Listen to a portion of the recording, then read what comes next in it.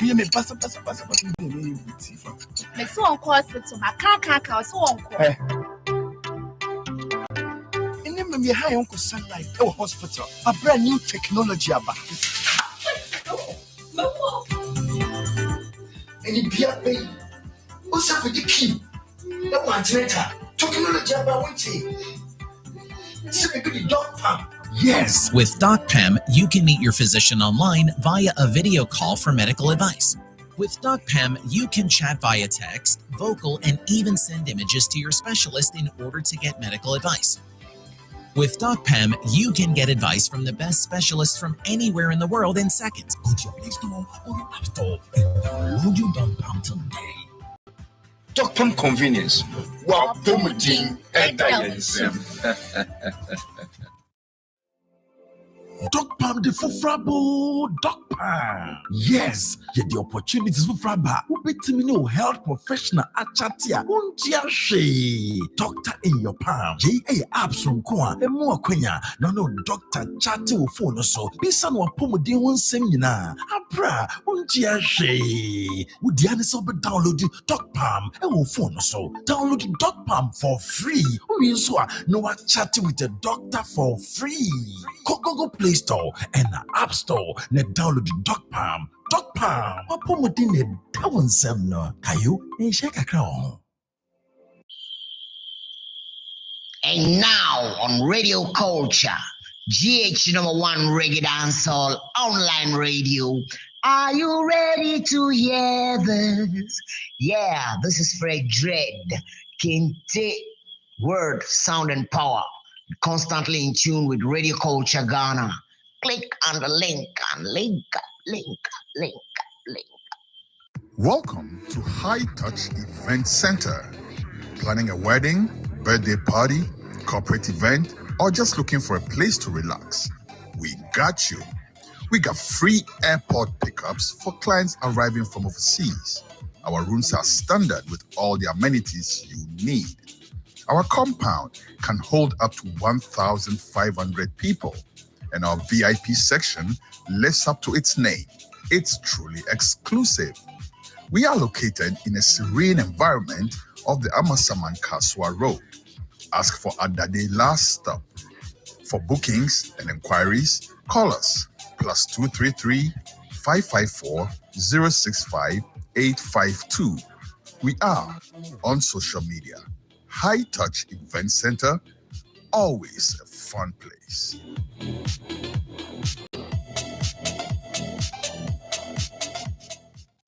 Hit Web Radio. Culture. Hello, everyone. My name is Yvonne Chaka Chaka, and I'm so proud to be Goodwill Ambassador of the Pan-African Heritage World Museum. It is time for the world to learn from the missing pages of Africa's history, art, culture, and indigenous knowledge. Join Africa to exhibit and curate her rich herbal plant farms, her historic places of African kingdoms, her beautifully sculptured park of heroes and heroines, Pan-Africa's hidden innovators and inventors, all in one 10-acre space of the Pan-African Heritage City in Ghana, Winneba Junction, 45 kilometers west of Accra. Visit our website. Let's together build a new humanity through walls of the Pan-African Heritage World Museum. I say, Heritage Radio Culture, your #1 internet radio station. Me say, badding, up to the time. Mama Africa, me love you. Yeah. Ghana, we need you. Yeah. Well, I'm just a Safari, the cryptic warrior, live from Jamaica, representing for Radio Culture, GH Reggae Dancehall, the very best of the best, no gaitis.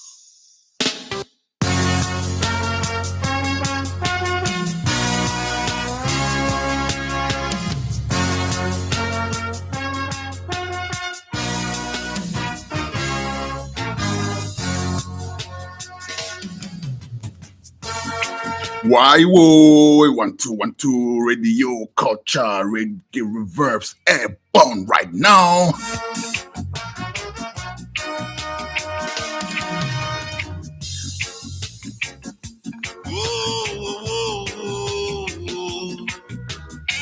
I'm just a preacher man, I don't fool no one.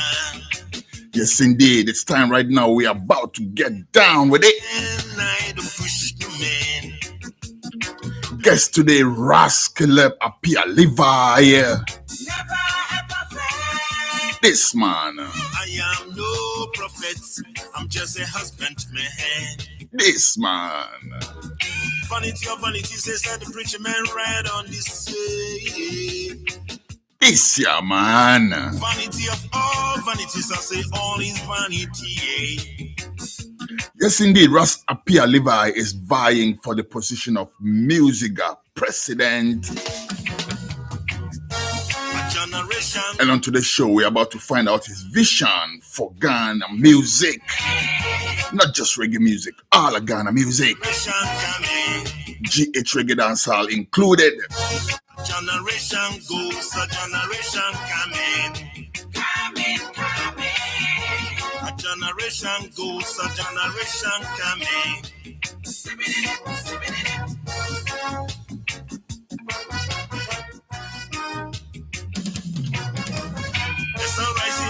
The man has a tall CV. We will not get time to get into all of it because there's some serious matters we have to discuss today. I.e. his bid for the presidency of the Musicians Union of Ghana, I should say, Musigha. Rivers runs into the sea, yet the seas never fail. Oh no. You see all the waters runs into the sea, yet the sea is never fail. Oh no. In a quick minute, we'll be going on the phone lines to go reach the man called Ras Appiah Levi. Ras Caleb Appiah Levi.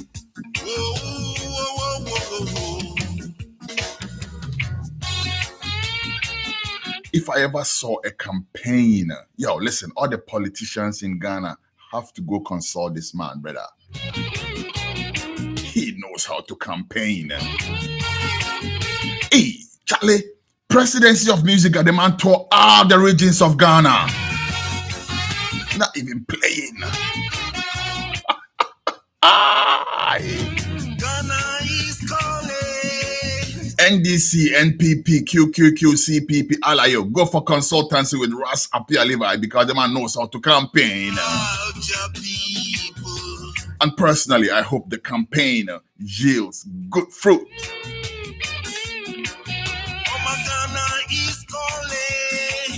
Stick and stay in a quick minute. Like I said, we'll be going on the lines to talk to Ras Caleb Appiah Levi. But judge your people. In the meantime, this one you're hearing is called Ghana is Calling, and it's from the man Ras Caleb Appiah Levi, aka Charlie Buck. From the time I know this man, he was called Charlie Buck. Charlie Buck. I don't know if he still goes by that name, Charlie Buck. Them say I am no. I'll be asking him that too.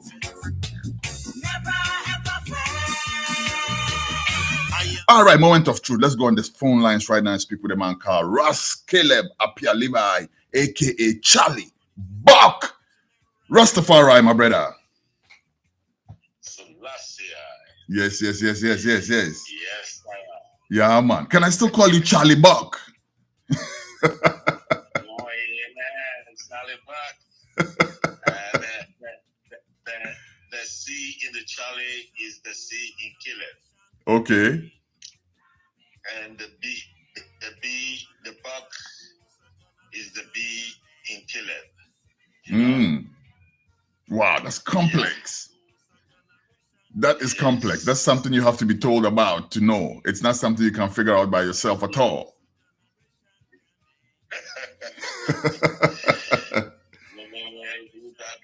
In the secret place of the Most High shall abide under the shadow of the Almighty. Selassie.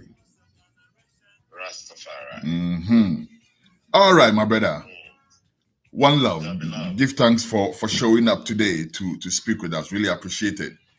let's start by doing this. For those who have not heard of you, and I'm not sure there's too many people like that, but for those such people, who is Ras Caleb Appiah Levi? Ras Caleb Appiah Levi, also known as Charlie Buck Levi, is a Ghanaian. Born 66 years ago, meaning 26th of June 1957 in Ghana. My parents are all Ghanaians. And I'm a musician, a Pan-Africanist, and anything that you would like to call me. I am a former musician with Alpha Blondie and the Solar System from 1984, and also a solo artist. And as a musician, I became a member of the Musicians Union of Ghana in June 1982 when I was about 25 years old. Yes. Sometimes I don't like talking about myself. I rather like to answer questions. Yeah. But that's all right. That's all right. We just wanted a brief interview so people would know who we are dealing with, right? So they can put your answers in proper perspective. Yes, because otherwise people may not get the entire picture. But let me ask you, you just mentioned that you were a member of Alpha Blondie's Solar System. What instrument were you playing? What were you in the band as? I was the first percussionist in the band of Alpha Blondie and the Natty Rebels. And also a spokesperson in English. Actually, percussion is not my trade, but Alpha Blondie, when I met with him in February 1984, I got so much attracted to him. And I remember in his house at Zonkat in Abidjan, when we met, in fact, the first time we clicked.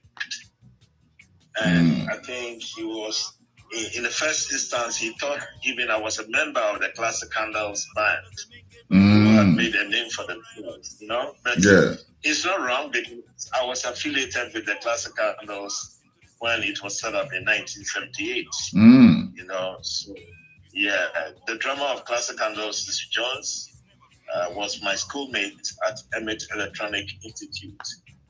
So I was there when the Classic Candles was formed, when they brought with Rentry, I Shall Be, Nano Sibio Prempe, Papsol, Bagate, Ahinakwa, who has passed away, Eric Jr. and Co., Eric Bobo, the lead guitarist, But during that time, I don't like performing copyright, so I have been writing my songs at that time.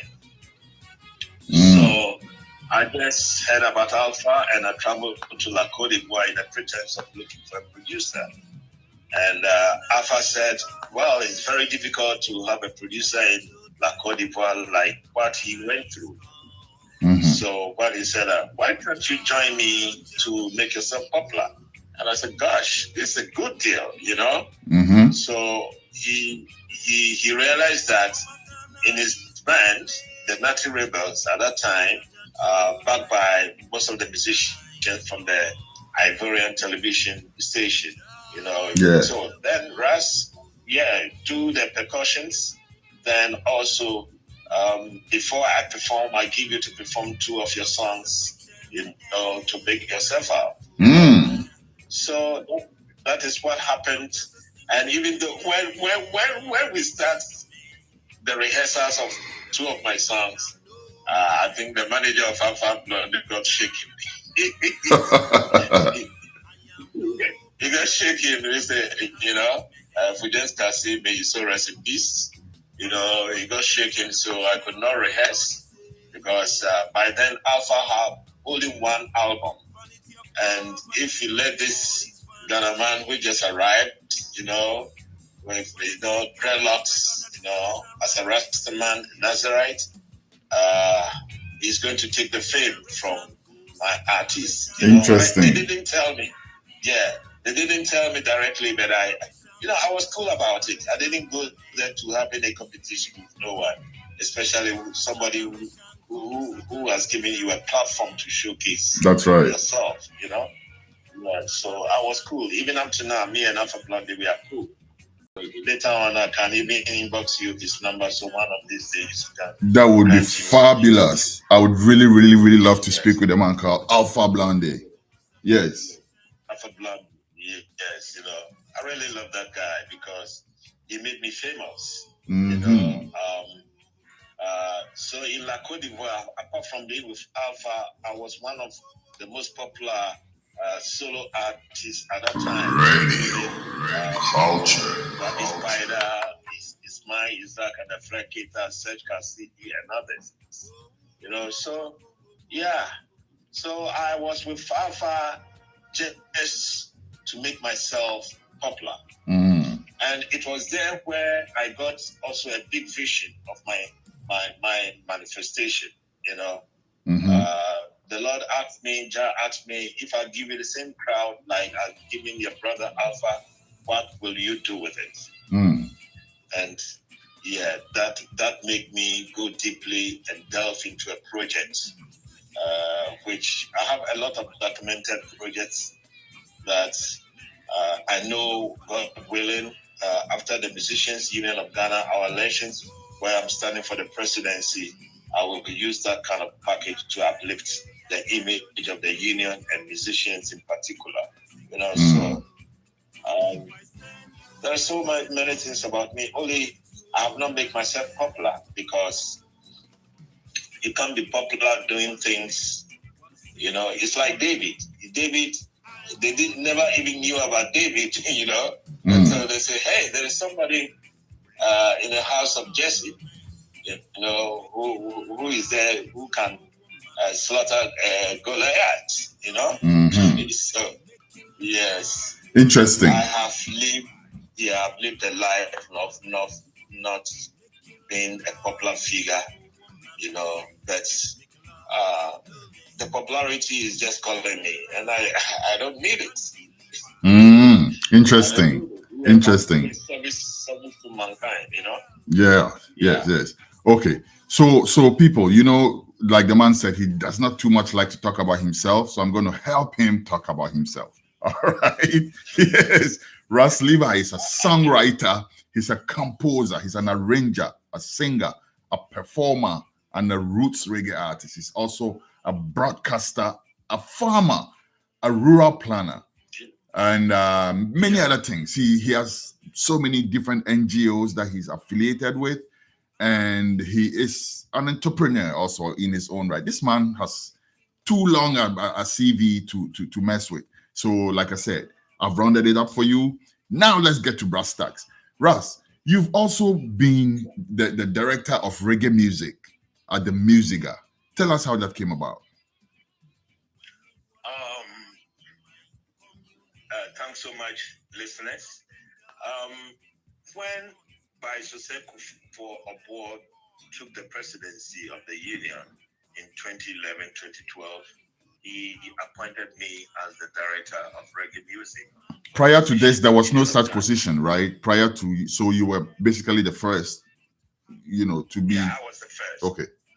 Yeah, to be appointed. You know, so I was appointed director of reggae music for the Musicians Union of Ghana, and for 4 years. Then after that, in 2016, I also contested as the regional chairman for the Musicians Union of Ghana, Greater Accra Regional Branch. That was 2016. Then after that, I decided to climb the ladder for the presidency to put things in the right direction.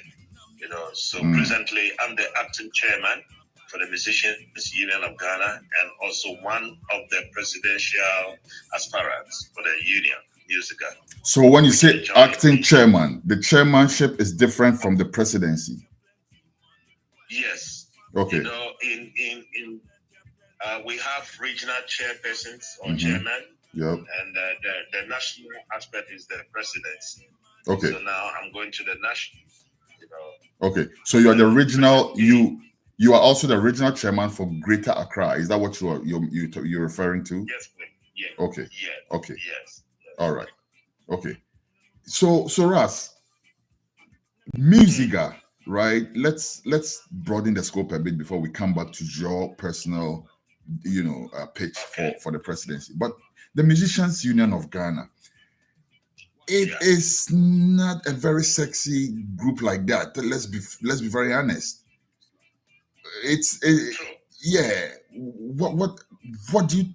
How would you describe the Musigha as is currently constituted? Because we know in the past there's been all types of different issues, isms and schisms about who should be a member, who's not a member, how is it constituted, copyright issues.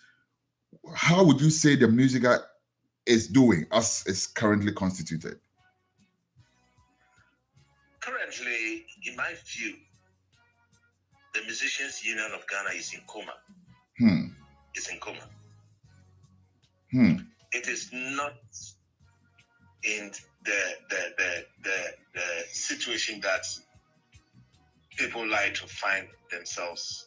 I realize that it is lack of proper leadership of the union. A union that was formed in November 1975, and still we are not standing on our feet. If the union is not standing on its feet, how can it take care of the membership and also put the structure of the music industry in Ghana in the right direction? Presently, the union, like I said, is in coma. There's no direction of the leadership. The last leader, the president of the union, Vice Secretary of War Legacy, was nothing to write home about. Even though it was the most populous, what do they call it? His term of office was the most populous one, because at that time, that the government of Ghana pumped a lot of money to the union, and also corporate entities and individuals also did the same, but there's no reflection of this, because presently the union doesn't even own a physical property that you can. They don't own the office from which they operate? No, the office that we operate, Ghana House in Accra, belongs to the government. Okay? I was expecting the union to buy its own land and build its secretariat. Yeah. Okay?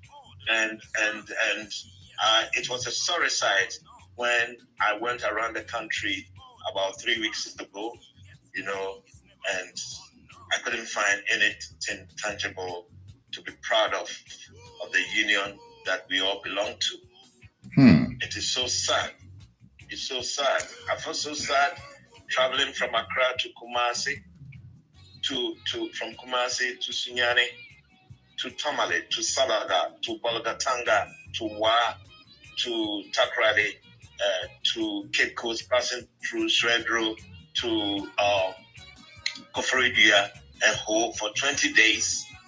And I was not so proud to stand on a land of the Musicians Union of Ghana. So I asked myself, what happened to all the monies that has come into the union, apart from the membership registration fees and renewal fees? What has happened to the monies that has come into the union? Nothing.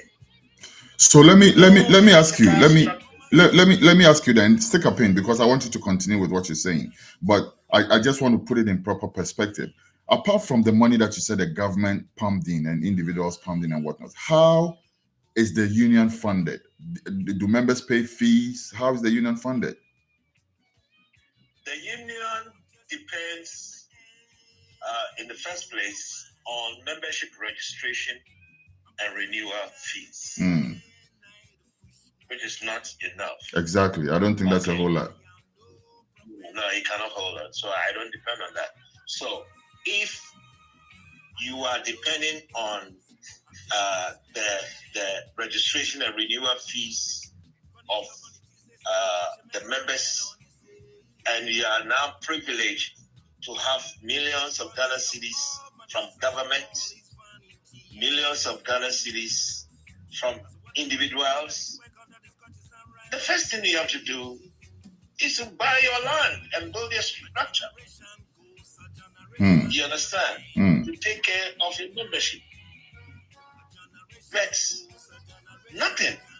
Up to now, they cannot even tell us how much money we have as a union and where we bank our money, because I've made that request, and up to now, they have not been able to tell us that the Musicians Union of Ghana currently have so and so amount of money in this and that bank, and this and that person are signatory to it. You're saying that hold on, Ras. You saying that you, as the regional chairman for Greater Accra, you did not know where. Forget about the how much. That's another story. But you're saying that you don't know where Musigha keeps its money, its account. That's what you're telling us? Yeah, that's what I want to tell you. And even me as a regional chairman for Musigha Greater Accra and my executives, we don't even register our members. Okay? It is national that does that. And I have told them severally, no, allow Musigha Greater Accra to register its members like the other regions. And so, because Musigha Greater Accra is in Accra, that's why national.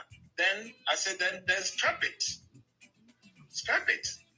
Because I know the Ghana Tourism Authority, they have their national office in Accra, including the Greater Accra office of the Ghana Tourism Authority.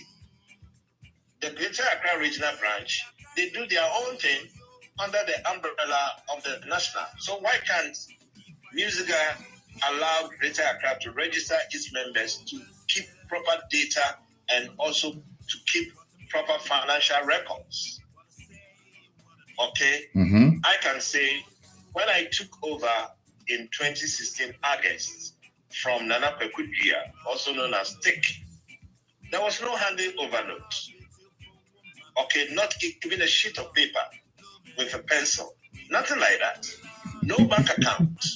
Nothing. I asked myself, what is happening here? So this is what has been happening all these years. That's why the union is going down like that. So how can you judge my performance as a regional chairman? Because you can judge when I took over from TikTok. If TikTok has given me a handing over note, that spells out whatever thing that happens in there, then you can judge me. This is what your predecessor did. What have you done? Nothing like that. No bank account. But I have come to open 2 bank accounts and just praying that they will forward the monies that they register my members into that account. But where Musigha National has kept their money up to now, I don't have no idea, because I made that request and it turned to another thing again. That some people have to even sue them and take them to court for forgery, this and that. So I realized that the union that we knew, something also came out, because you knew about the story of me going to court in 2019 and 2020. Yes, we'll come to that. Yes. So when I went and came out, I realized, okay, this is what is going on. Okay, this is the reason why there's no accountability in the union. Okay, so where is our money? I don't know. I would have loved. Yes, Kanawahi. What the money there?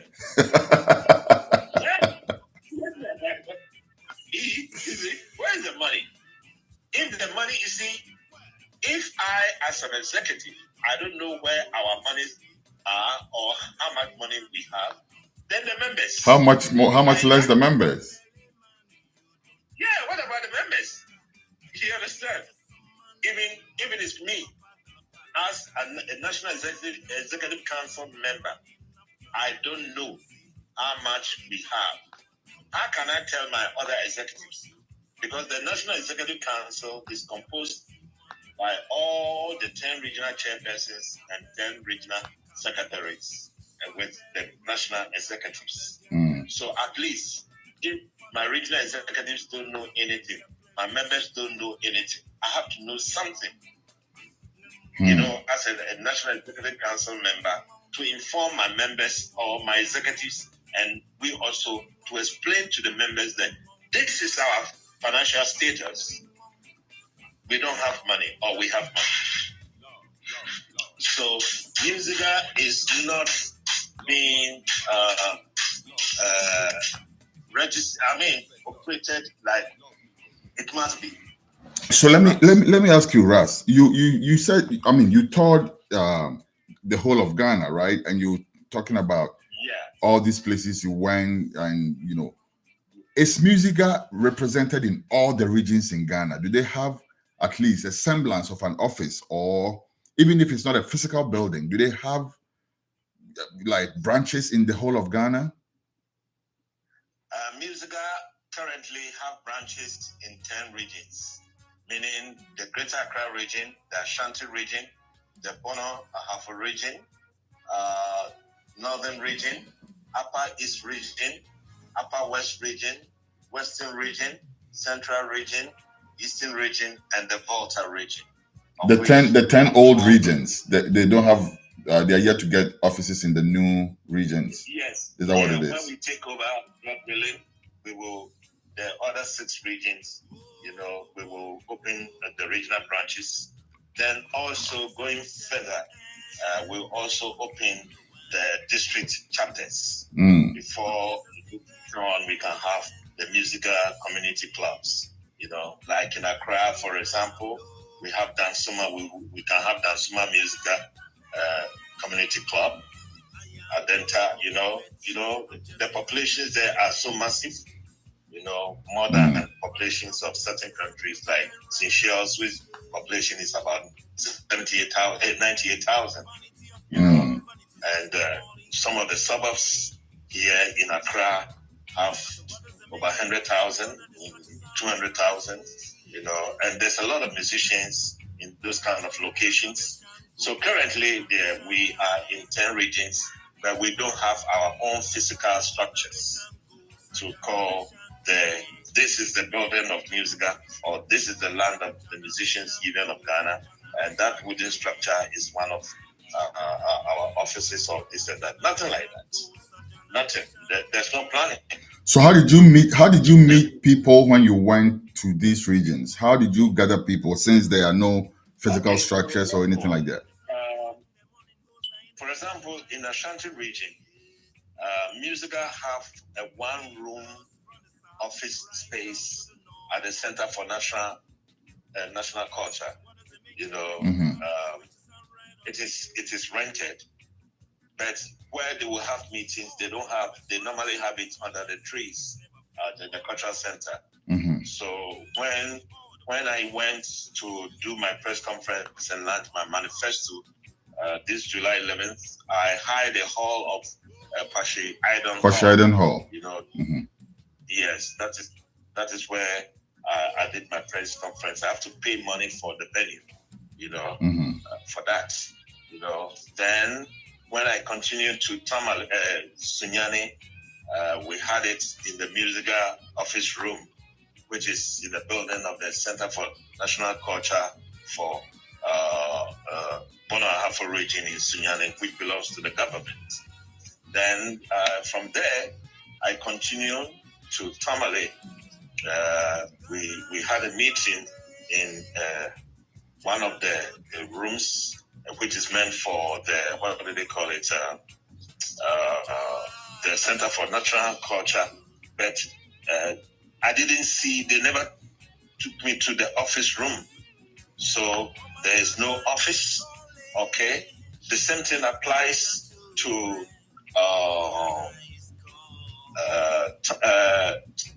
Salaga, okay? Applies to Bolugatanga. Also, they never took me to any office room, but only the place that we had the meeting at the Catholic Church premises. Then also I continue to WA. Also the same thing. There is no office structure. They never took me to any office place. I have to rent a place at the guest house that I stayed for the meeting. Okay, if there is an office space for. Hello. As what does the man get by his work under the Scottish sun right on the sea? A generation goes, a generation can. Yes, sorry, the line dropped for a little bit. Radio, culture. The same thing applies to WA. Takrade.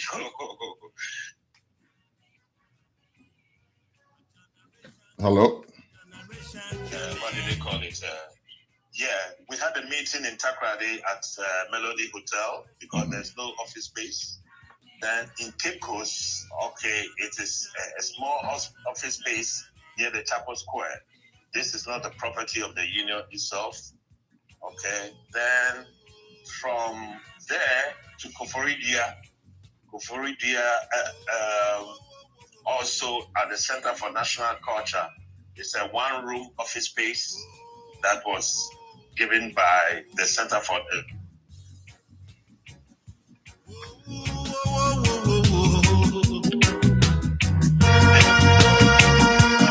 same thing happens there. So, in fact, in short, there is no property of Musigha to be called our office. Rasta, maybe they have invested their money or Invested? Well, no. I didn't go there just to campaign. I went for a funding mission. There's nothing. They invested. If you have to invest money, invest in your land. Buy a land. Okay. Buy a land from 1975 to 2023. These guys don't own property. No, it's not correct. so now let's look at the court suit that you engaged in.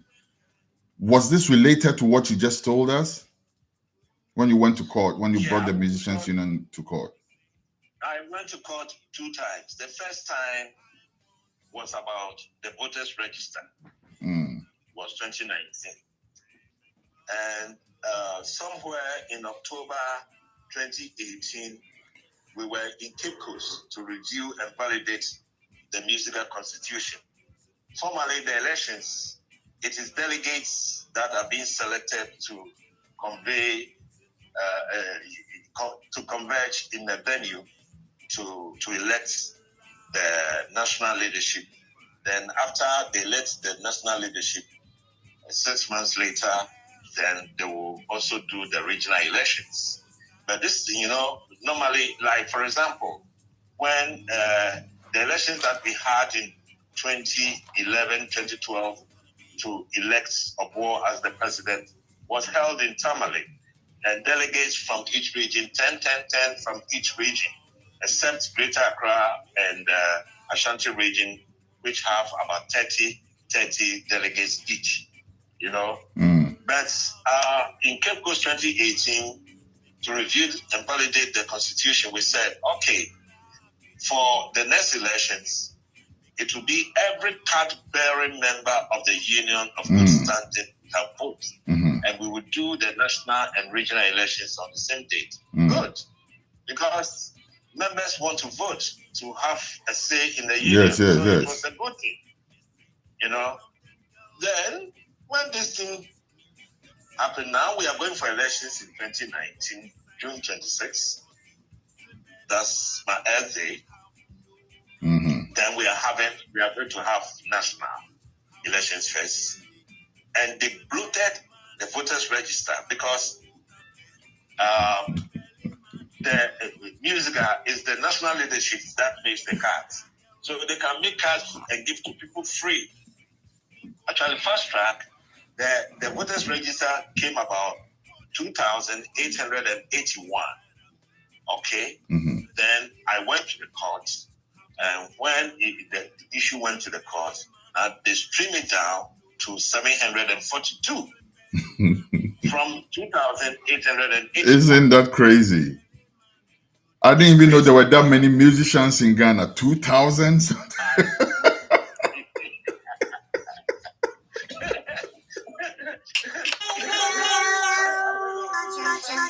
Even over 3,000. Okay. You know? So even if you ask them to, okay, you say 2,881, where is the money of their registration? Exactly. Exactly. You know, so when it happened like that, I took the issue to court a day before the election date. Then I said, and at that time, they have not even exhibited the voters register. So it is me have to take them to court now to do the right thing. And I went to court because we didn't have an arbitration and disciplinary committee. Otherwise, they could have responded to my letter that I wrote to them, and I would not even have gone to court. But there was nothing like that.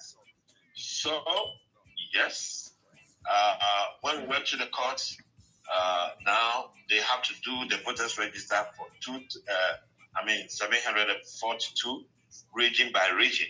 Formally, they box it together, you know, putting everything together instead of doing like region by region. When you pick the voters register, you know, Greater Accra is here, Ashanti region is here, this region.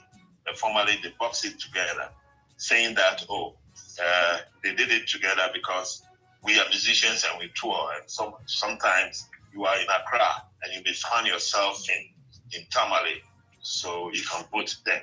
That we say, no. Even the Ghana government, when they are conducting elections, everybody goes to the place that they register to vote. So this is not.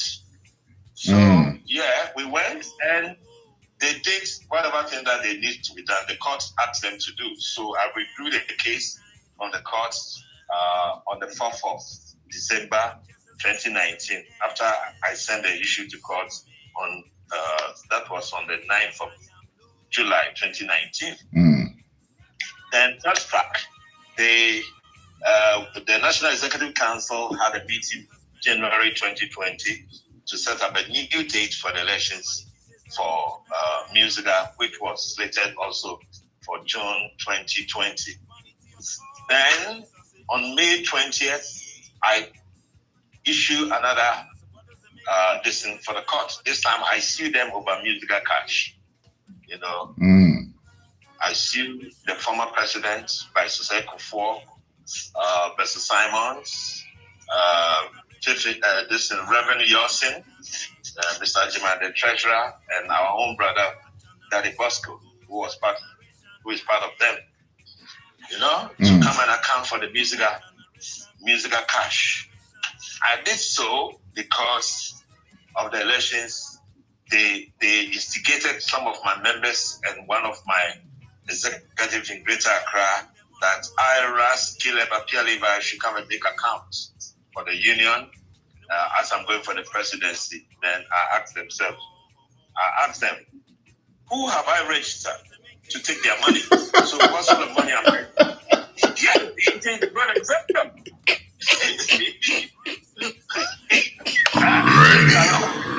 Culture. Oh, my peoples. My peoples. They provoked the rest of us. I said, okay. Come and make account of the 2 million Ghana cedis government gave. The $100,000 Dr. Kofi Amwa gave. The money from Star Ghana. The money from here. The money from here. Now they were shaking. So, while the case was in court, now before they have to set up the arbitration and disciplinary committee in June 2020. So, come on. So, then, but go ahead. After they set up the arbitration and disciplinary committee, the arbitration and disciplinary committee invited me after there was a determination from the ruling, after the ruling from the court. And when I went not knowing. They just set up this committee to come and take Ras Caleb up from the union. But when I went and showed all my documentation, the committee is rather begging me not to go to court because I have every evidence.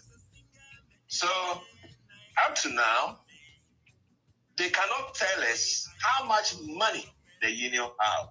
Ras, it was reported that one of the cases, at least, was thrown out of court. Which of them was this one?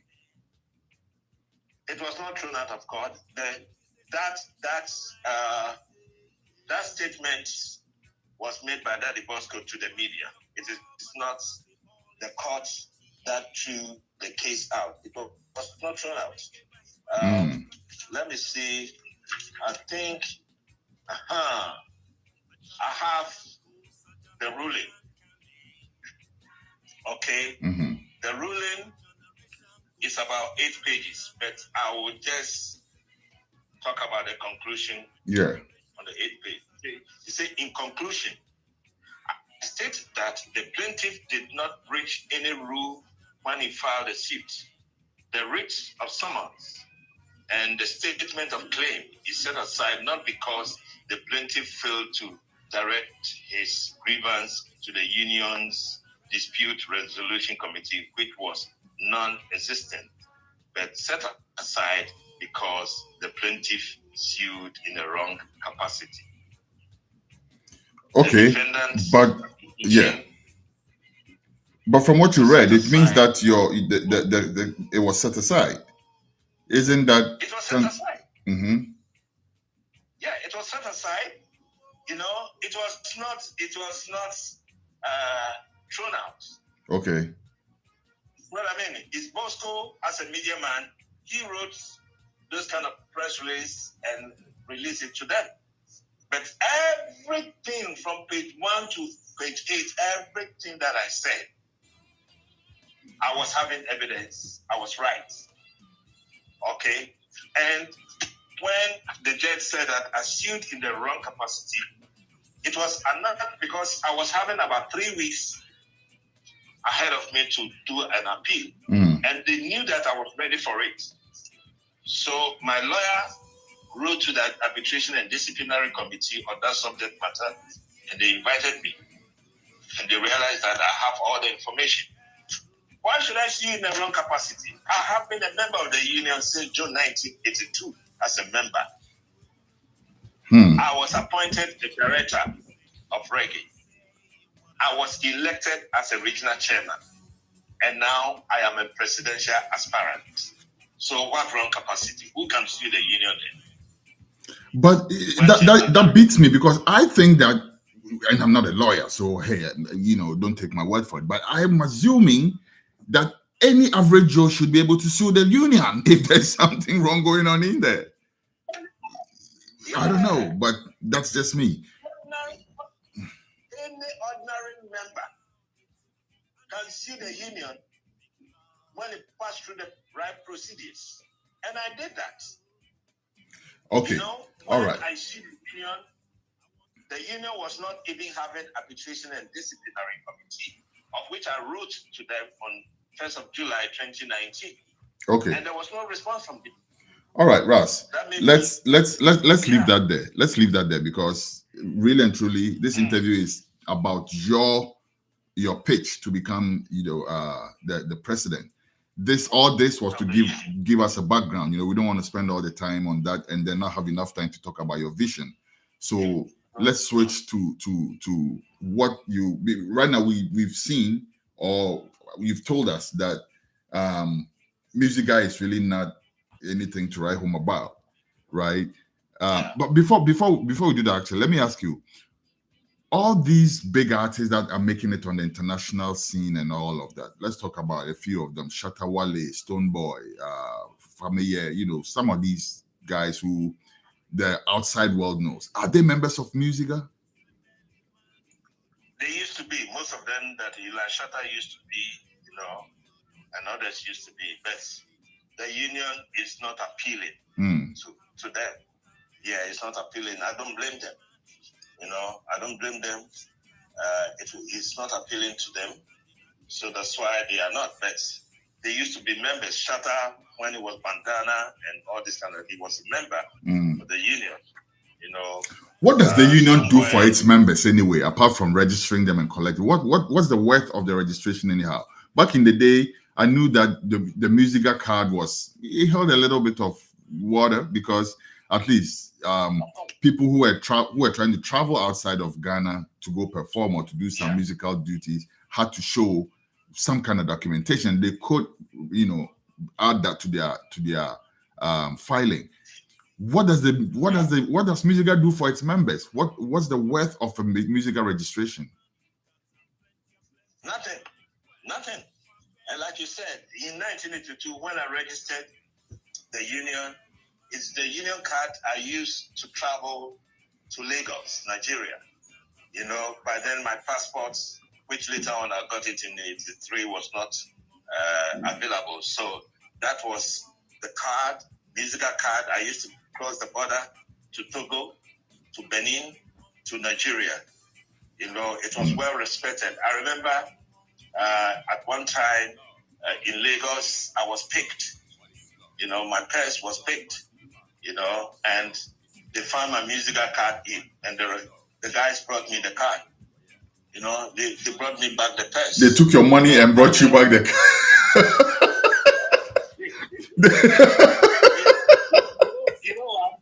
You know what?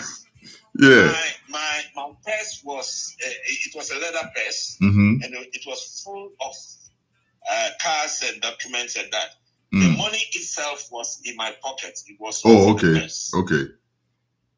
Lucky you. Man. Yeah. So the purse was out of my back pocket with a sardine, which make it bulky. So when they picked me and they didn't find money in, but they found the card, then these four guys walked to me. It was in the night, around 7 p.m. to 8. I said, "Are you a musician, Rastaman?" By then, my locks was about 3 months old. He said, "Are you a musician?" I said, "Yeah." So this is your purse and this and that. So I thank them. I said, I don't blame them. I respect the Nigerian robbers, man. They have some conscience. They have some conscience. They could easily have just thrown your purse outside into some ditch and say, "You know what, Omogana, you don't get money, throw it out." You throw it out. Yeah, you see, that is why they want to kill so that made me even wrote a song that I said, "No human was born a criminal, but in society, that makes man a criminal." True. So to reform the criminal, we have to reform society. All right. Okay. So now, So basically, Musigha does nothing for its members. Nothing. It just come and renew, come and register, Okay. come and renew. They don't even see them. All right. So I'm assuming this is what you want to change, right? So let's get down to brass tacks. Let's go into your vision for Musigha. What is your broad vision for Musigha? How do you want to see Musigha in the next, let's say, 4 or 5 years under your stewardship? My vision is to bring all musicians in the various forms and genres of music in the regions of Ghana and the diaspora, and together as one to ensure the gains of their career while securing the control over their works and performances. You see, my mission is also to put the musician first by guiding and promoting them to preserve their unique identity and work through constant education that will equip them to be very industrious, creative, and self-reliant. That's why my team of executives and professional administrators, our administrative managers, will champion for the protection of the musicians' creative and performing rights, as well as their intellectual properties and royalties.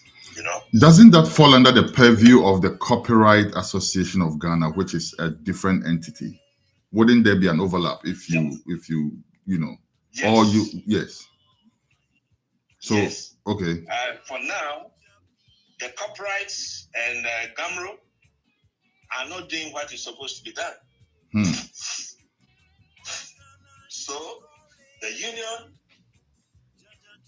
as the umbrella body for the musicians, have to fight the copyright system and the royalties. Okay, and you want to lead that fight?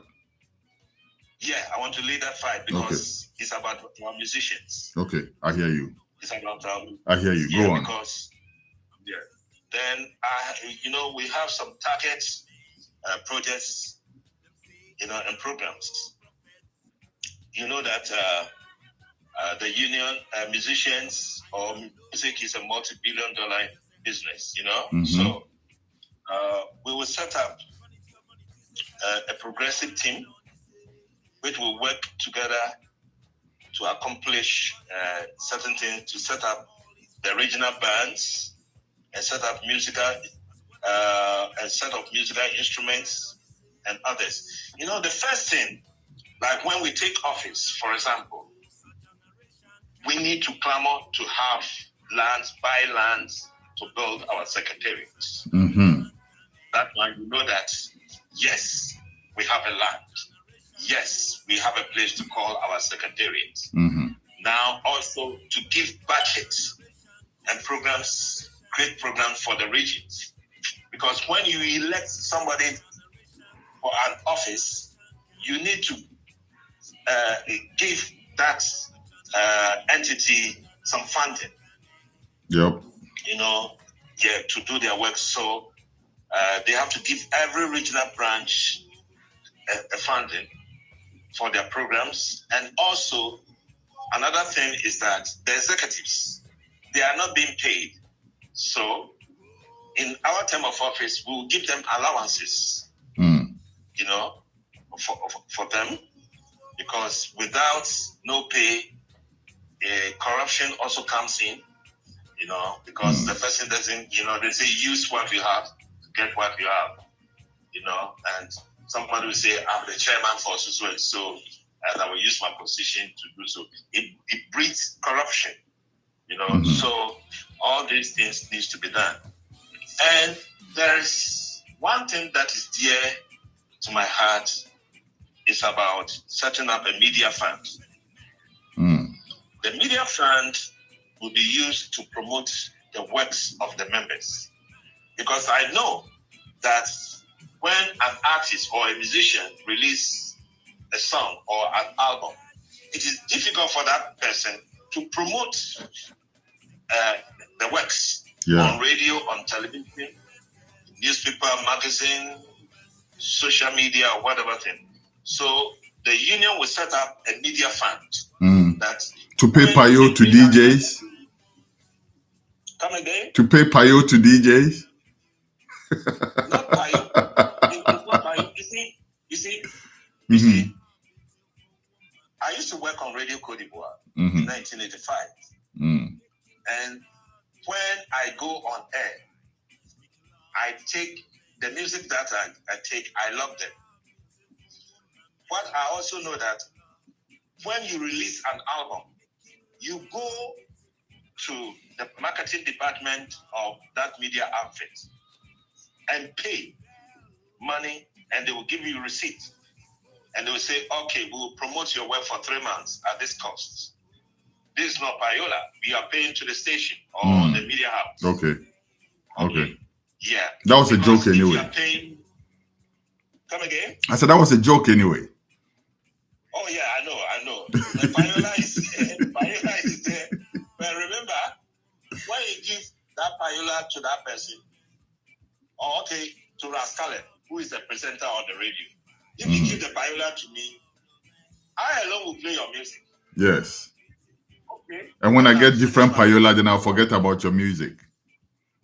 Yes. Okay. But when you pay to the station, they will be mandated to play. That's right. No, man, any DJ that comes or presenter comes, hey, play.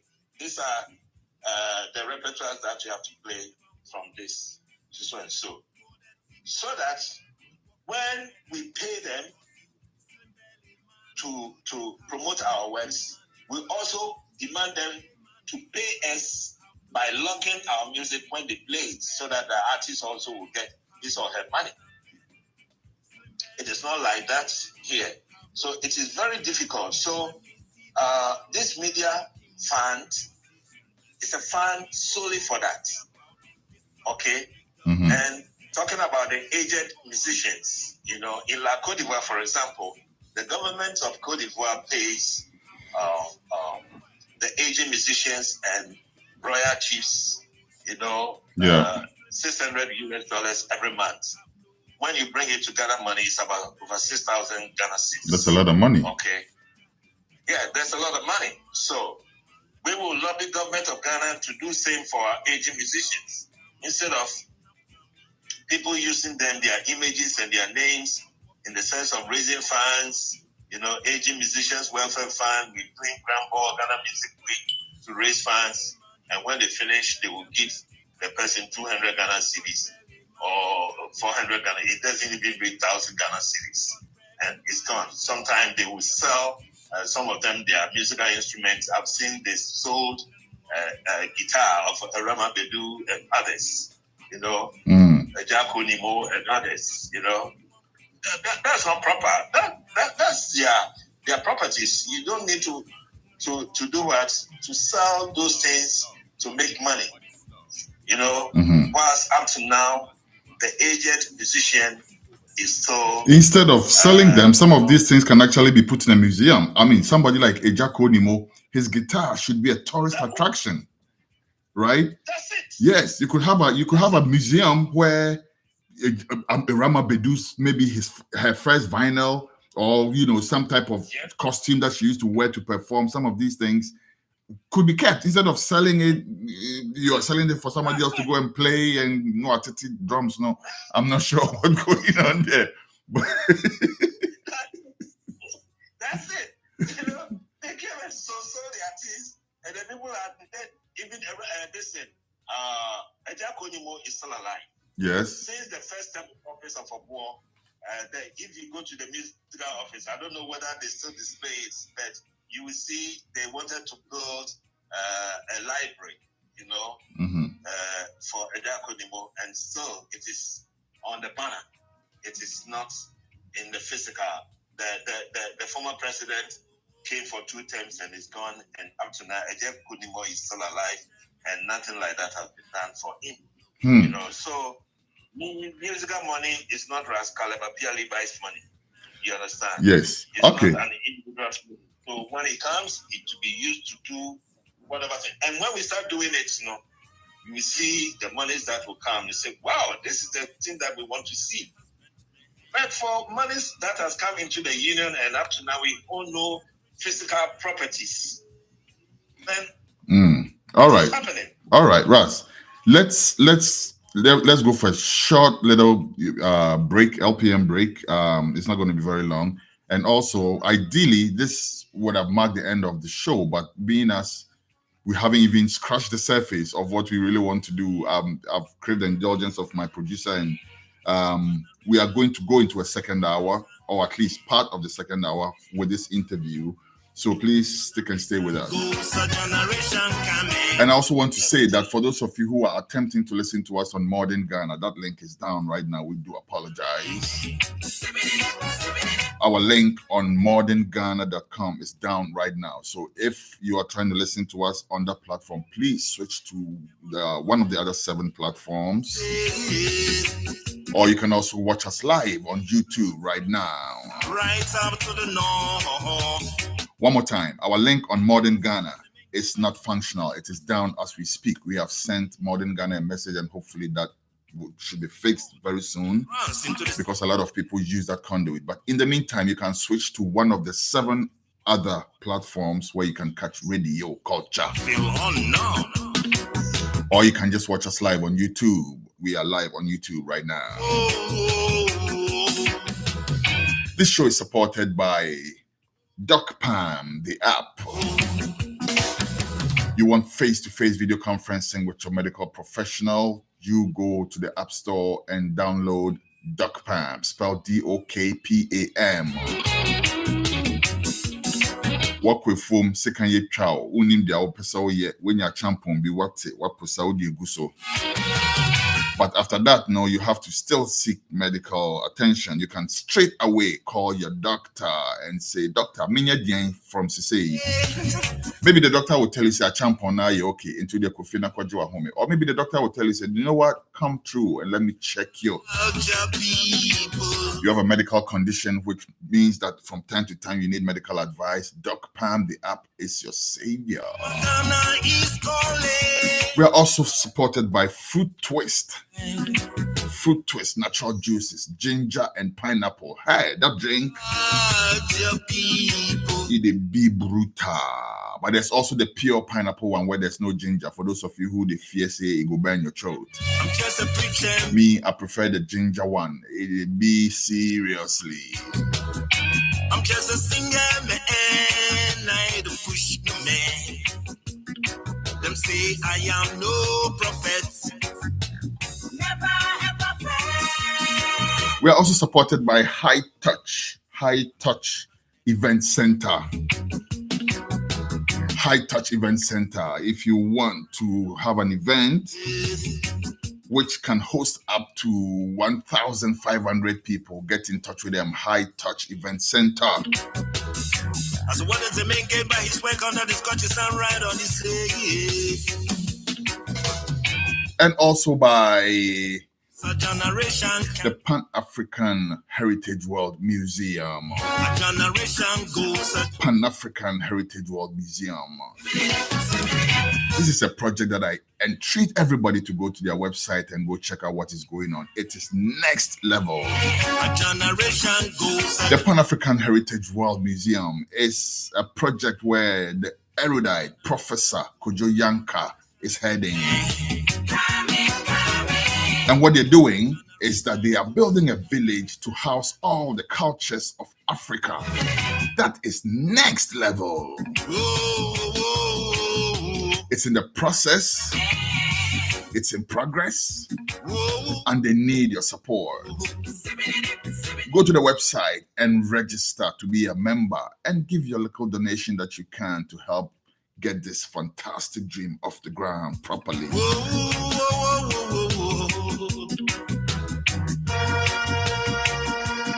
And finally, we're also supported by Smart Credit Card. Smart Credit Card. Say, fa usika beto omonchen kakran kakasa eboa noa. Whatever you want to buy, then you take it and go and buy it. Let's go back on the lines and speak with Ras Caleb Appiah Levi. Ras, let's take a detailed look at your vision, okay? We're going to take some points that you've made one after the other, and then you can tell us what really or how really you are going to achieve this. In your manifesto, you have said that you want to acquire Musigha, you want to acquire a national Musigha regional and district secretariats, right?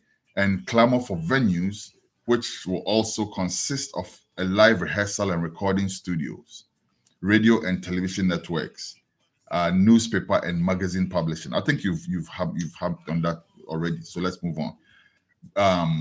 And then you said you want to initiate and organize and set up a Musigha regional bands with sets of musical instruments, costumes, vehicles, buses and trucks, and a heavy-duty standby generator. The bands will back all artists in uninitiated concert tours.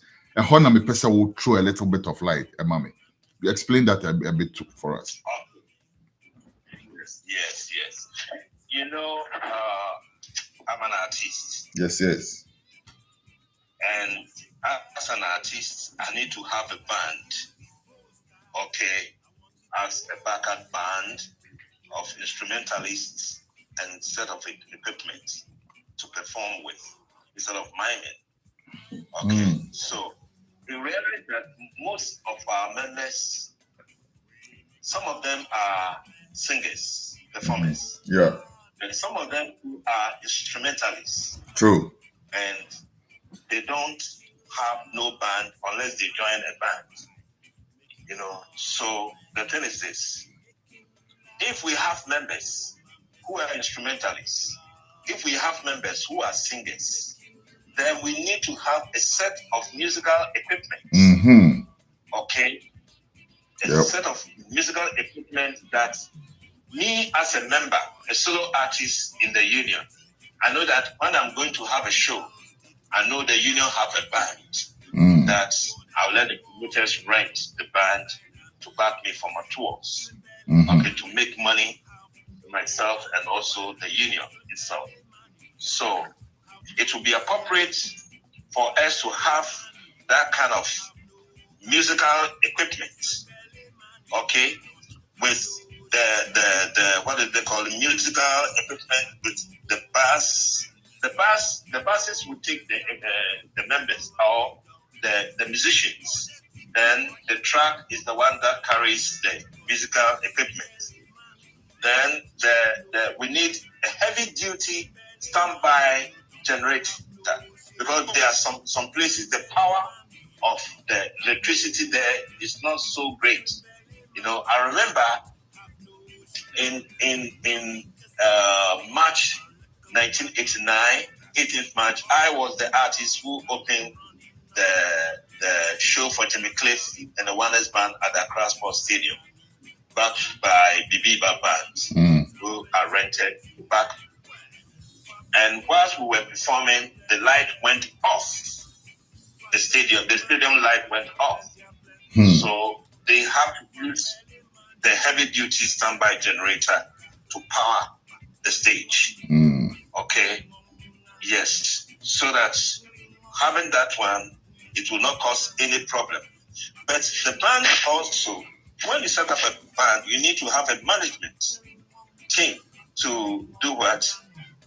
To manage the band. So in the first place, because it will be musical regional bands, we will need to have a director general for the band with music directors and management team with full complement of needed logistics. You know, most artists, even now, most artists don't even have managers. They don't even understand the rules. Some of them don't understand the rules of a manager. You know, because in the music industry, we have about 6 different types of managers: personal manager, business manager, tour manager, road manager, technical manager, and all these kind of things. They don't. So the union will act like, we'll have a management team that will represent our members. Once you are a member, you have the right for all these things, you know, and this will also encourage our members to perform live instead of doing miming or playback, which will hamper them. Okay. You know? All right. And yes. Okay. Now, yes. Now you also say that you will initiate and organize Musigha National Music and Dance Festivals. Now I know that you've been very vibrant in festivals like Panafest and all of that. You have a lot of experience in that area. How are you going to bring this to bear on your presidency once you are installed? I am no prophet, I'm just a husbandman. I am also an event organizer, you know, because when I came down first in 1989, I organized the 32nd Ghana Independence Day celebration concert at Orion Cinema. That is how I got to engage the Bibiba Band, and the same month I got to perform with Jimmy Cliff, you know. And in 1996, I organized the first Pan-African Music Festival, you know. So 2004, you realize that there was an event, Nescafe Africa Revelation. You heard about it? I'm not sure about that, no. Okay, in 2004, I organized on behalf of the promoters from La Côte d'Ivoire the Nescafe Africa Revelation at the Independence Square, which we engaged OM Studio in Ijai, you know, and out of this event emerged the group Prayer, Wuta, and others. You know about Prayer? Yes, of course. Yeah. You see all the water that they all came out, and that program only happened once in Ghana because it was a francophone event, but I lobbied it to come to Ghana. So Accra is not Ghana, but part of Ghana. Mm-hmm. In most events that is being organized, especially what the union normally organizes, is centered in Accra. Mm-hmm.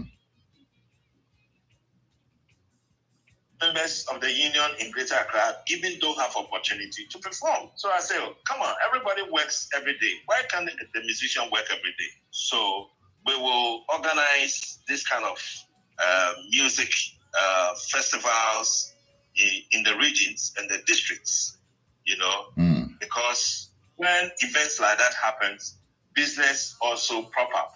That water seller sells, the food seller sells, the merchandise business sells, even the production team. You are engaging a lot of people to you are creating businesses for individuals, for their family, because you know what goes in when you are setting up a stage.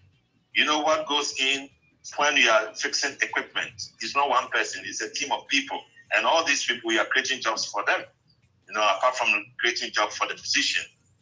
And it will be a music festival and a fair, that a lot of artists, both known and unknown, will be showcased. And during this kind of showcasing, somebody will have his or her producer, or somebody will have his or her event organizer. Say, oh, your show is good. I would like to promote you for so and so. So it is just to expose our musicians or our members to the populace, that through that kind of music and dance. And I tell you, Ghanaians have a lot of music and dances. Mm-hmm. Yes, a lot. So, mm-hmm. Yeah, go ahead.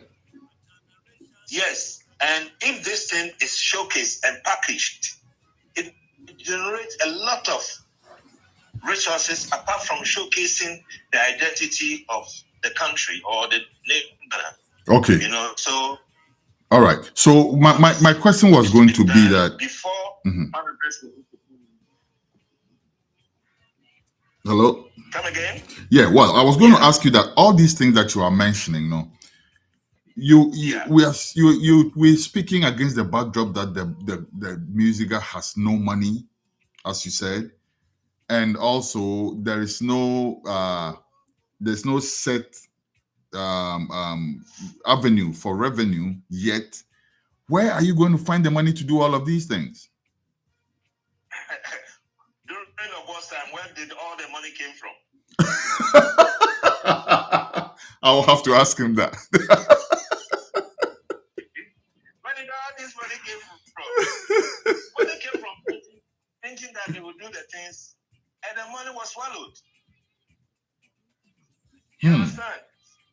It was not even chewed. They swallow it. So yes, we are not going to depend on membership dues or registration and renewal fees to do all these things that we want to do for the nation. A lot of entities are ready to support a relevant union like Musigha, right leadership for them to invest in. There's a lot of people, investors are there. Okay, if they are not there, I will not be bold enough because it is not Ghana money that the current president is using. It is not the current president of Ghana is not using his personal money to build the nation. Likewise, even Kwame Nkrumah. Yeah, no, but that's different. That's different because Ghana as an entity has investments, Ghana has resources, all of that. The Musigha doesn't. Yes. So it's different. Yes, I know. And Musigha have also entities that are ready to support the union. Okay. Under a right leadership. All right. But my challenge there is that if you're going to depend on people's benevolence, isn't that too ambitious to think that you can raise that amount of money that you want to do to set up all these fabulous things that you're saying with just people's benevolence? It is not only benevolence. We are going to do events that will bring us money. Okay. Yeah, and I have my personal side, I have the people who know me very close. I have initiated a lot of projects that can bring us a lot of resources, because that kind of template I've given to other entities that have used it to get money for themselves. You understand? Okay. Everybody know, Ras can do this thing for you, and you go. I'll just, when they come, I listen to them. I just edit it and just give them templates. Does this also include investing monies? For instance, having, say, bonds, for instance, even though now the way that they do the bonds, I don't even know if this is good advice anymore, but, maybe not buying Ghana bonds, but buying some other bonds that, or just similar types of investments, or even a farm, a Musigha farm, for instance, right? Oh, that's I spoke about the Musigha farms. Okay. Oh, you have not read about it. I'm sorry, I must have missed that. You not in this interview. You haven't said anything about farms in this interview. Oh yeah, I have the project on that. The Musigha farms, and I have even created a food security project, documented project. And apart from what the crops that will be grown, there are medicinal plants also. That's part of it. Then there's I also created the management team of the farming, bringing farmers together, and all these things come like for example, there are a lot of farmers who are what do they call it? Addicted to music, who are fans of musicians. Yep. So instead of setting up a fan club, you rather set up a work club that somebody will come and appear and they say, "Oh, I'm a farmer." You group all the farmers together. Some people will also come that I'm a mason, I'm a plumber, I'm an electrician, I'm a carpenter. These are the builders. Okay. So those projects too. All right. So far we're still going on, but so far let me round it up for our listeners to follow the discussion properly. You're saying that you acquire lands and property, as in buildings, which will be the actual property of Musigha, not a building that the government gave to Musigha, but it will be the property of Musigha, where your offices and things will be located all around the regions, right? In addition to all these other things that you've also listed. Okay, let me go on to the next point in your manifesto. You say that you will organize to introduce a new program to be known as Musigha Platform. I think you had actually mentioned that earlier. You said this. Let me skip that. Okay, so now you say no, wait. Let me. We've dealt with that. Let me go to the next one. You said you will embark on to meet with musicians in the genres of high life, hip life, rap, gospel, roots, rock, reggae, dancehall, rocksteady, ska, nyabingi, jazz, R&B, traditional and cultural troops, choirs, orchestras, and live bands, civilian, police, prisons, army, and all of that. Okay. I don't think that's where that's self-explanatory. Let's move on. You said we will meet with presenters, disc jockeys, spinners, broadcasters, print, electronic media practitioners, etc., and manufacturers of musical instruments, audio, CD, and DVD replication companies. That's where my interest is. The technology has moved on from CD and DVD replication.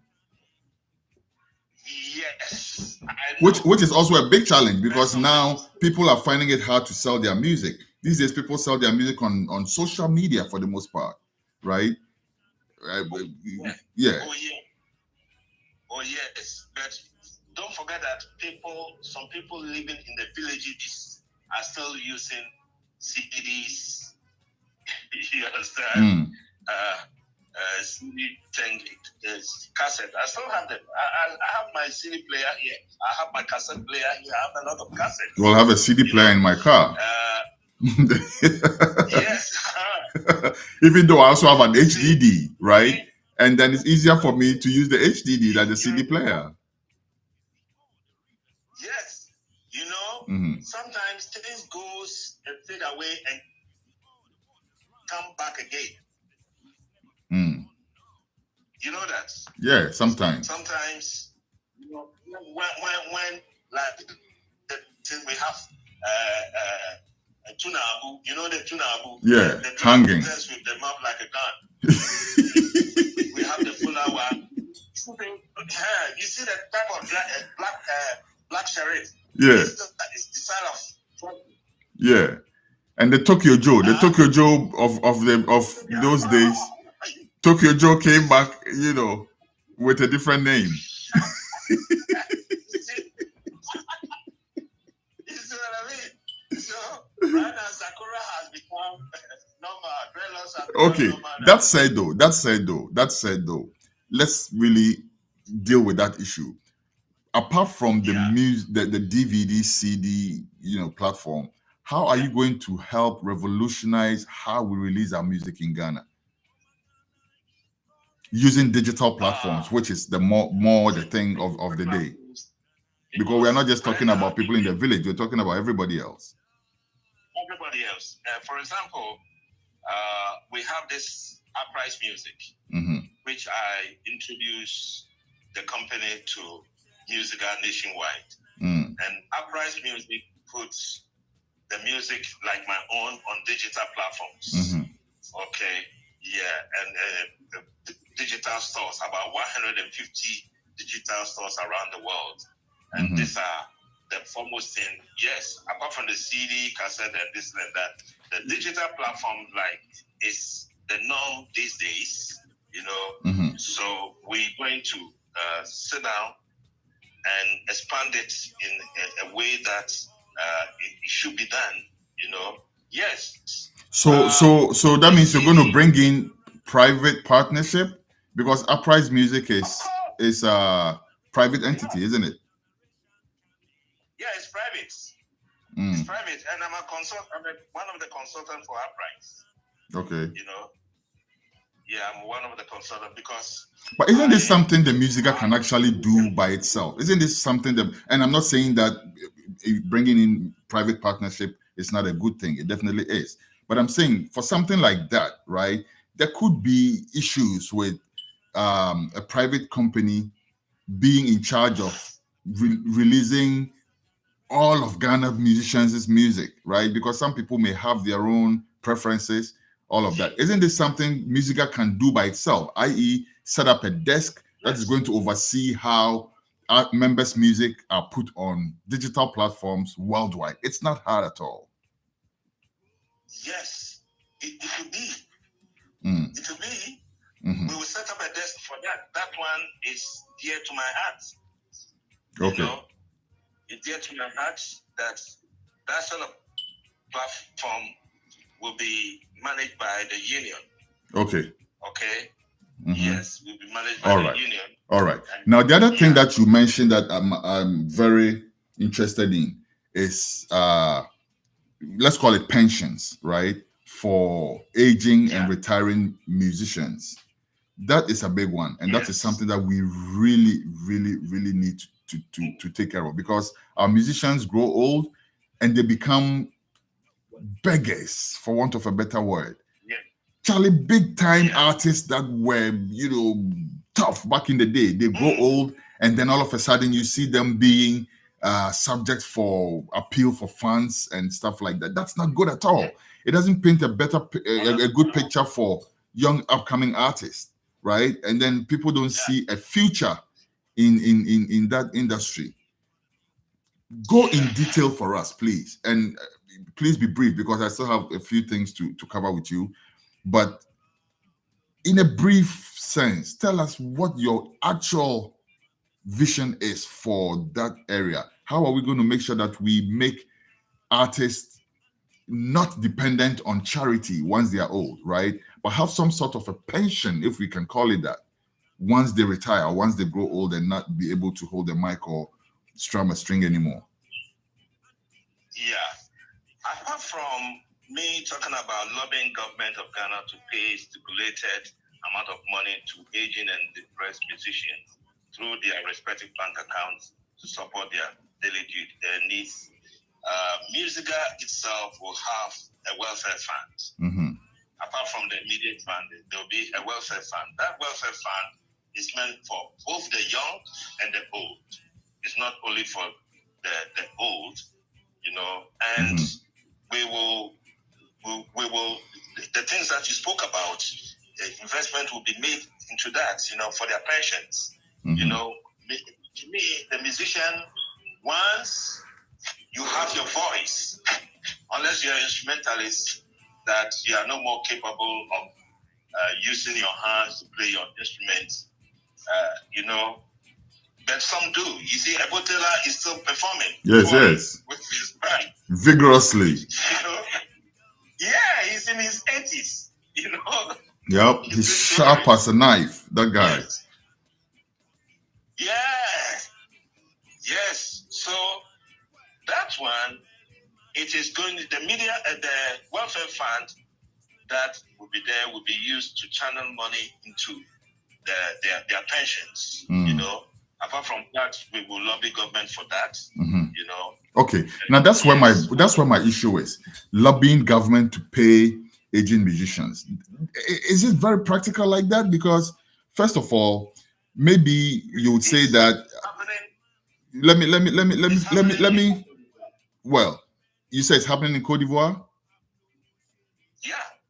Okay, so what's the criteria for benefiting for something like that? Because does one have to be like a registered member of the Musigha, for instance, to benefit from that? Of course. Okay. Yeah. So it's okay. All right.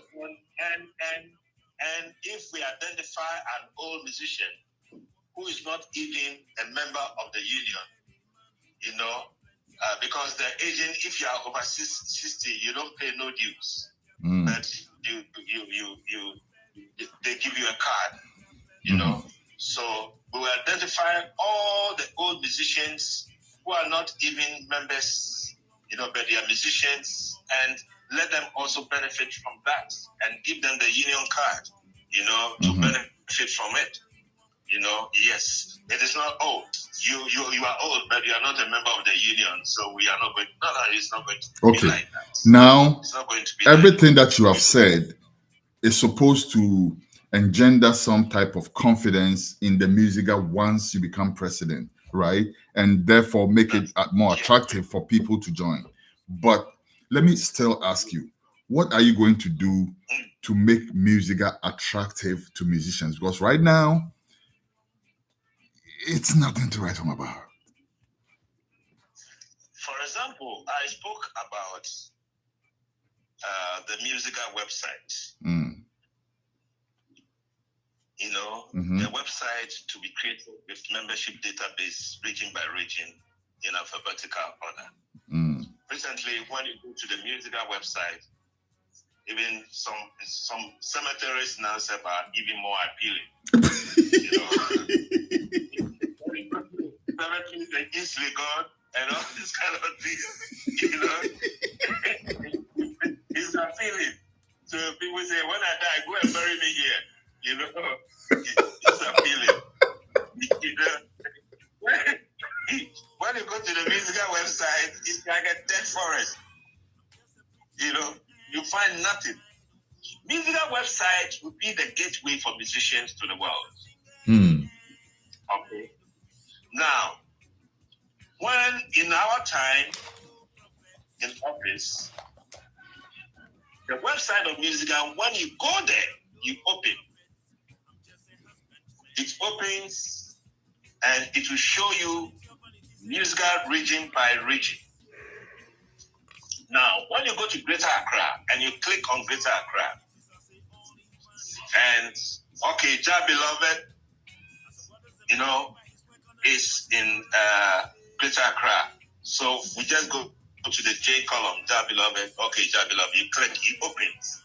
Now, when it opens, the profile, the pictures, and photo gallery is there, the profile, the videos, the audios, links of your music, if your music is on YouTube, Deezer, or any of the when they click it, the person click on, it goes to where your music can be found. Okay, so all these details and not with your contacts, your email address, your contact numbers, and whatever thing. If you have a management team, your management team contacts, everything is there. And this website is supposed to be promoted by the union globally. So that if somebody, a promoter is in Alaska and managed to go to the Musigha website and say, wow, let me sift through. Oh, this artist is good. We need this artist for our program or our festival or our concerts. So you'll be there, then you have a mail or a call or so. We want this artist to perform for us in Casablanca or this and that, this and that. Yeah, because it's difficult for the individual member to create a website and manage it. I belong to WANGO. WANGO is the World Association of Non-Governmental Organizations, which have the headquarters in Tarrytown, New York, and one of the offices in the same premises of the United Nations.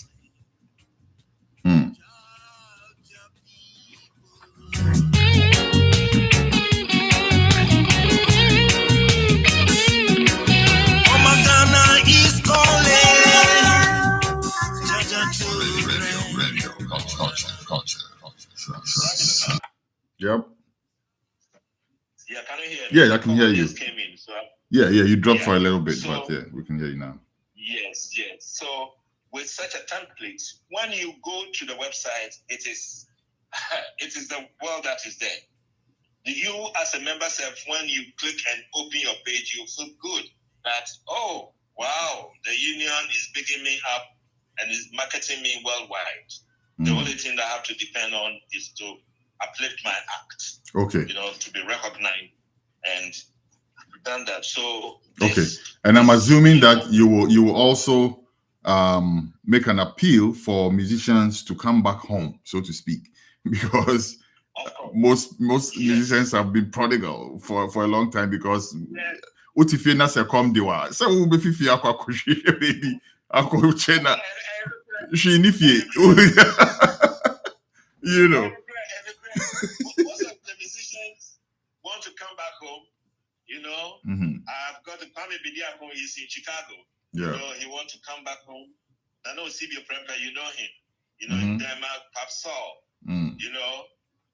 Most of them, they want to come back home. Okay, but by coming back home, I mean back home to Musigha, not back home to Ghana. Oh yeah. Yes. So back home to Musigha. All right.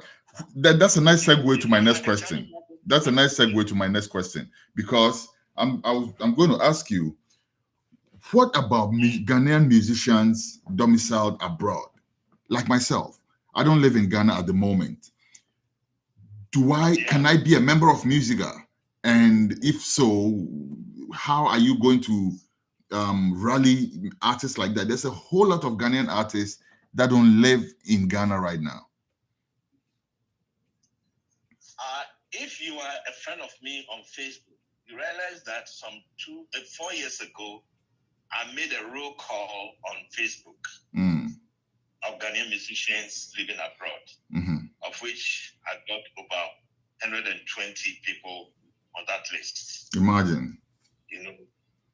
Yes. When I made like this, then when some of them that I know them personally, I put their names and that. Then somebody will come. Oh, this one is here. Yeah. Then they will push it. They will add the name. This one is in Australia. Then I'll add. You understand? Yep. I was thinking. That's why even my motto is taking Ghanaian musicians global. because I know the Ghanaian musician already is in a global space already, of which you are one of them. You understand? Mm-hmm. So yes, my thinking is to bring there are 2 or 3 Ghanaian musicians who even send me funds to renew their cars for them. One is in Germany recently, There's another one who is in Vietnam. You understand? Did you pay those funds to the national people, or Sekou Kufuor and his people?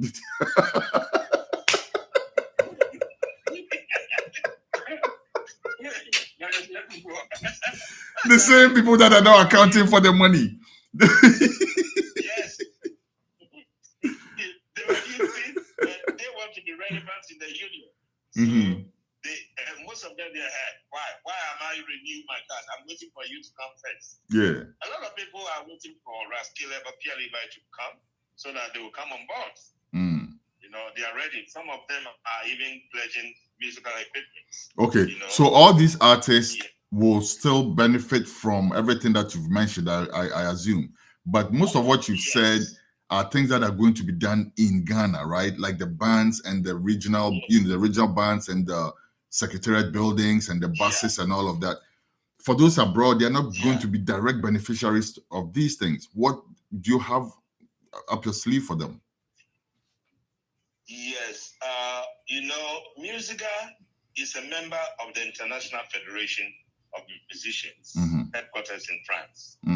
Okay. The Ghanaian musicians who are living abroad, some of them are affiliated with some of the music unions or associations in where they are. The only thing is that when we come, like I was talking about, apart from the Musigha regional branches, we need to set up the Musigha, what do they call, district chapters, then we have to set up the clubs. So those living, for example, those living in the US, and the US too, not all live in one place. Some live in Chicago, some live in New York, other places, So, and we will, if there are more than, if there are many in one locality, we need to have a chapter of the union because we are also friends with the American Federation of Musicians. Okay. Apart from the International Federation of Musicians. So all right. we will identify the musicians. There are some in Australia, like for example, this our brother Afro Moses. And Hope of Africa and others. They are in Australia. So we'll identify those places and create chapters, and also make them be known with the Ghana embassies and high commissions in those kind of localities. Okay. Yes. And may I suggest something also for you? I know you have an extensive manifesto, but so may I suggest that because if you're making say sales, right, blocks in say Australia for instance is so many different states, right? I used to live in Western Australia. There are a couple of Ghanaian musicians over there. Afro Moses, I think, lives in another part of Australia. So even building a block over there is going to be a challenge. How about creating an international constituency, an international, platform which can be digitized, right? So that all artists living any other part of the world can belong to that one constituency instead of having 2,000 other constituencies, because that's going to be very difficult. If you go to Sweden right now, there are a few, reggae artists living there. There are other types of Norway, Hungary, everywhere. It's going to be hard. So instead of doing that, if you could digitize it, then maybe that would be easier for you to manage, right? And we're living in a digital age. It shouldn't be too much of a problem to do that. If you will take my 2 cents. I think you are part of the management team already. and then that leads to my next question. Sorry, go ahead.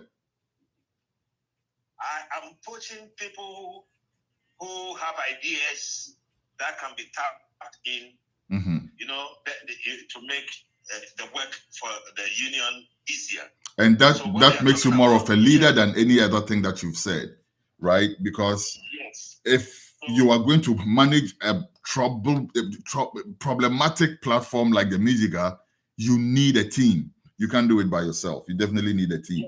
Okay, but I'm also going to ask you, if once this is done, are the people, Ghanaian musicians living abroad, are they going to be allowed to be part of the voting process?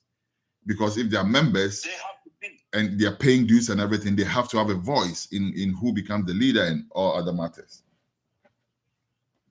They have to be. They have to have voting rights. But personally, right now, it is not like that, which is so bad, you know, because if, for example, you live in the US and you are supposed to vote, you are a Cadbury member, you know. Right now, we wanted them to even to do proxy votes. Yes. They didn't accept it, you know. Yeah. They didn't accept it. Yeah. So, but in our term, when we come, we will check out the proxy votes, and also in some instances, also if there are many, and in one location, we liaise with the Ghana embassy over there. That's election. No. Whoa. Wow. Are you there? I'm here. Your line keeps dropping every now and then. I don't know why. The calls coming. You know, the normal calls coming. I know. You're a very busy person. Don't worry. We will be running up very soon, and then you can attend to all this other important stuff. But let me ask you before we'll be talking about the actual voting in a quick minute. But before that, let me ask you also, internationally, right? Ghanaian artists, there's a lot of money to be made within Ghana from the music itself, but there's even more money to be made outside of Ghana, right? By marketing our talent abroad, you know, festivals, record deals, endorsements, all of that. What's your plan for that?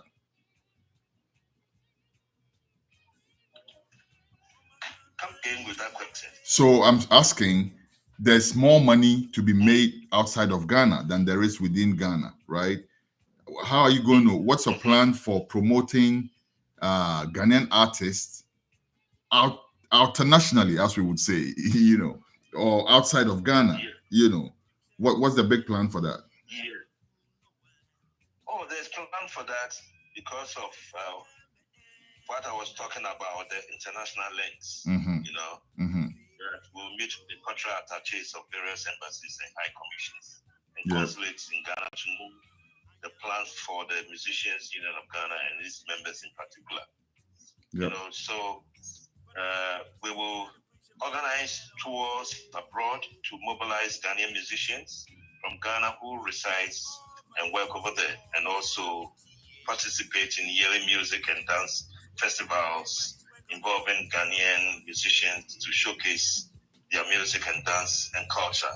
Okay. So, all right. Yes. Our time is far spent. We are almost about to wrap up in about 10 or so minutes. Let's use that to talk about the actual elections itself. When is the election taking place? God willing, the elections will come on Tuesday, the 8th of August. Okay. Where? Meaning tomorrow's next, in the 2 days. Where is it happening? Tourist information. At the Accra Tourist Information Center, ATIC, which is near Jubilee House or the Flagstaff House, you know, in Accra. Okay. Yeah. And who is voting? Who's voting? Cadbury members of the union. Okay. In Accra. Okay, the elections in Accra will be held at the place that I spoke of, but the other regions will be held at the cultural centers in nationwide. Okay. You know? On the same day. On the same day. Okay. On the same day. So in Kumasi, for instance, the voting will be happening at the cultural center or the Center for National Culture. Okay. And any Cadbury member can just walk in there and cast their vote. Is it going to be supervised by the Electoral Commission? Yeah, the Electoral Commission of Ghana is the one conducting the elections. Okay. So, yeah. All right. And when you go, you find your name in the voters list, then you'll be able to cast your vote once you have your card. Nice. Who are you running against? For the presidency, I'm running against the acting president, Mr. Simons Henry, the two of us. Oh, so it's just two, you and Mr. Simons. Yeah, the two. Okay. Yeah. All right. And what do you think is your advantage over Mr. Simons? My advantage is people want a change, and the change they find that I can bring that positive change in the union. You don't think Mr. Simons can break the 8? Can break the 8. Well, he can break the 8 by stealing. He can break the 8 by stealing. Or he can break the 12. Break the 12. This is break the 12. You break the 12, by stealing, because I've never seen the Electoral Commissioner of Ghana contesting in an election. I never see it, even though he or she have right to vote. Because the Electoral Commission of Ghana, they do cards for Ghanaians to be used for voting. They compile the voters register, but they don't contest in an election, even though they have right to vote. In Musigha, the acting president and the national executives, especially the acting president, they are the ones that makes the cards. And that was what happened in 2019 when the voters register was when you brought the matter to court. Because a lot of cards were made, and given to people who are not even musicians to come and vote. So who qualifies to be to be called a musician? Because that's where it gets a bit murky, right? Because now, technically speaking, anybody can say, hey, I played the goje or I played the jile or something, so I'm a musician and I can register. And then they will give them a card, and then you have nothing to say about that. Who really qualifies to be a member of the Musigha? Do you have to have an album out? Do you have to be? How does that go? Well, for now, anybody can be a musician. For now, for this current administration, once you have your money, you can be a musician. It's your money that they want. Yeah. You give a title. Oh, I am so and so. Yes. I'm an instrumentalist. I'm a singer. Yes. So that is what they do. You understand? Yeah. And there are some of them they make professional services. What is the professional service coming to do to music? Who is that person? How are you going to clean that up? How are you going to clean that up? Because if I'm a member of music, I want to make sure that I'm a member of a respectable and repeatable organization, not something that anybody can just jump up and be like, hey, me too, I'll be, When we take over, there will be a re-registration process, like of what it when you took over. And now, this time, once you say you're a member, you are going to be grilled. Really that you're a musician before you can hold the card. Right now, even the staff of the union have a card. Now, Ras, with all this, how confident are you that you are going to win? Because, like you said, the people who are issuing the cards are the people that you're running against, right?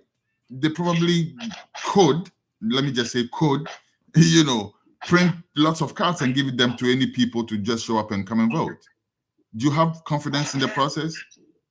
I don't have confidence in the process, but I believe in Jah to change the minds of the people. I see. I see. Because if I will continue to go to court, then there will be no elections. There will be no elections. And another thing that I found out when I went to court for the re-registration of the union. So recently, the union belongs to certain people who, when they were leaving office, and they re-registered the union. Okay. The union was registered in 1975 with Faisal Hewani, Jerry Hansen, Sam Plan, Samuel Doe. There was a major from the Ghana Armed Forces. There's a guy also from the Ghana News Agency, a reporter, and this and that. There were 9 people. Then when Madam Diana Hussein was given office, 2010, 2011, they re-registered the union.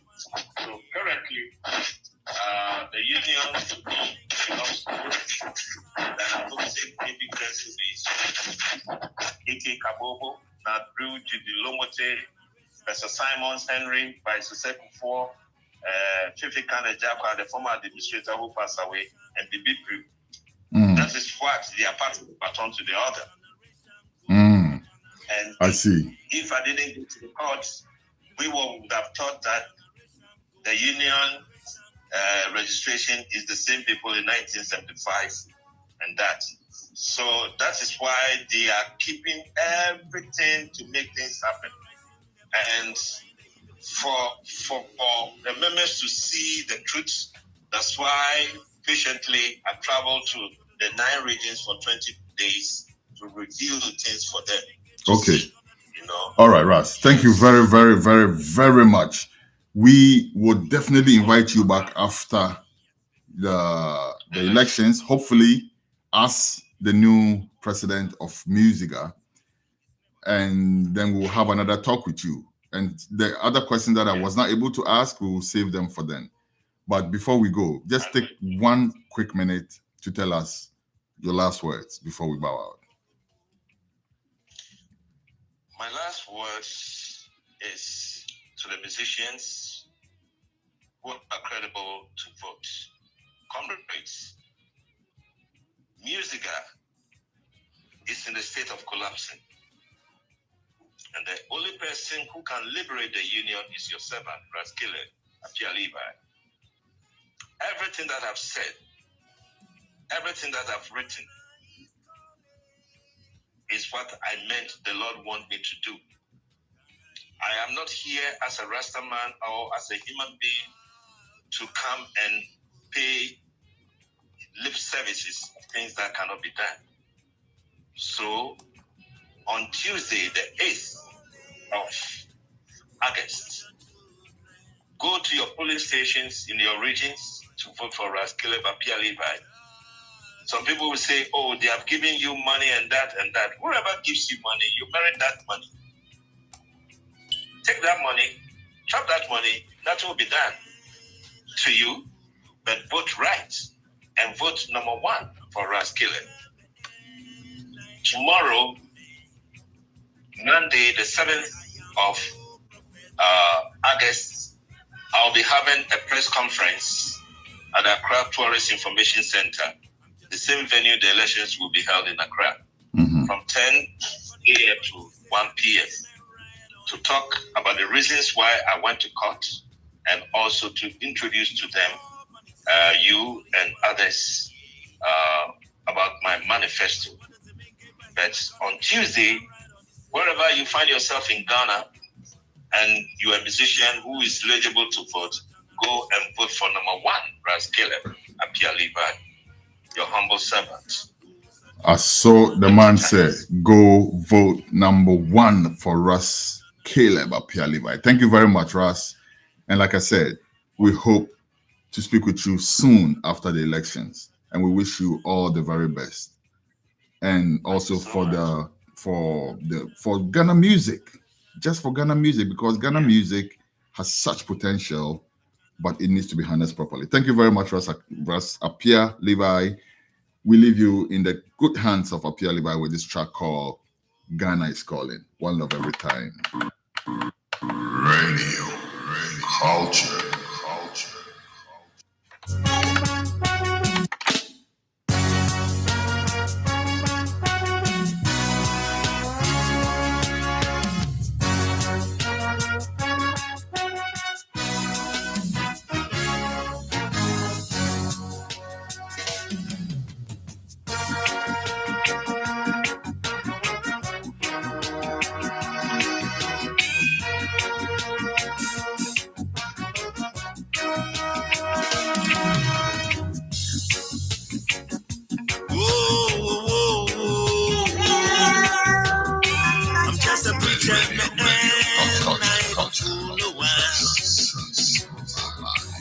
just a single man. I don't push no man. You're not true. I am no prophet. Never ever fail. I am no prophet. I'm just a husbandman.